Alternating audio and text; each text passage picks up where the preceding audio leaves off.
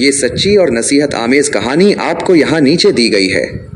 ایک بازار سے ایک مغرور شخص گزر رہا تھا کہ اس کی نظر ایک عورت پر پڑی جس نے سر پر گھی کا ڈول اٹھا رکھا تھا۔ اس شخص نے عورت کو آواز دی اور نخوت سے پوچھا، اے مائی، کیا بیچ رہی ہو؟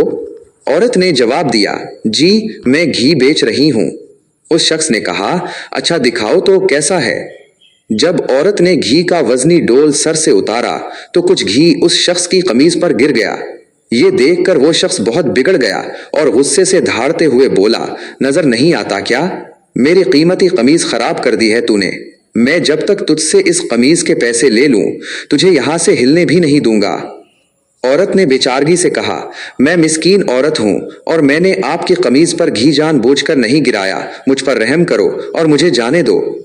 اس شخص نے اصرار کرتے ہوئے کہا، جب تک تم سے قیمت وصول نہ کر لوں میں تمہیں یہاں سے ہلنے نہیں دوں گا۔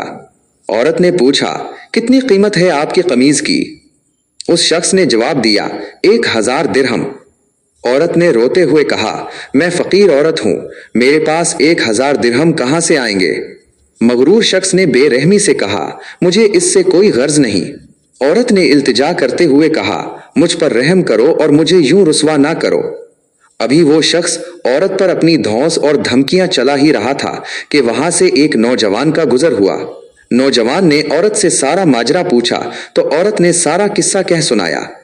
نوجوان نے اس شخص سے کہا، جناب میں آپ کو آپ کی قمیض کی قیمت دیتا ہوں۔ اس نے جیب سے 1000 درہم نکال کر مغرور شخص کو دے دیے۔ یہ شخص 1000 درہم لے کر جانے لگا تو نوجوان نے کہا، جاتے کہاں ہو؟ اس شخص نے پوچھا، تمہیں مجھ سے اور کیا چاہیے؟ نوجوان نے کہا، تم نے اپنی قمیض کے پیسے لے لیے ہیں، اب اپنی قمیض ہمیں دو اور جاؤ۔ اس شخص نے حیرانی سے کہا، قمیض کس لیے؟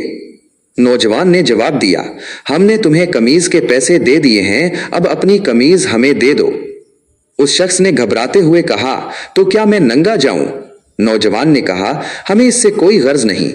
اس شخص نے کہا، اور اگر میں قمیض نہ دوں تو؟ نوجوان نے کہا، پھر ہمیں اس کی قیمت دے دو۔ اس شخص نے پوچھا، کتنی قیمت؟ نوجوان نے کہا، 2000 درہم۔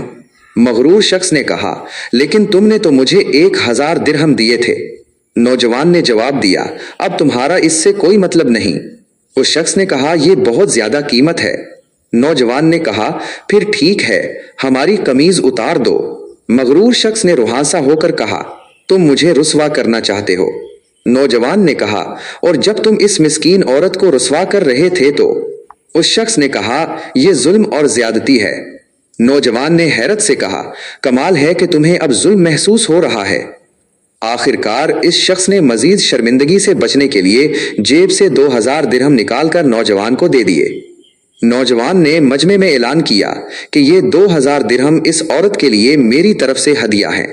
ہمارے معاشرے میں اکثر لوگوں کا حال بھی ایسا ہی ہوتا ہے۔ ہمیں دوسروں کی تکلیف اور توہین سے کوئی مطلب نہیں ہوتا، لیکن جب بات خود پر آتی ہے تو ظلم محسوس ہوتا ہے۔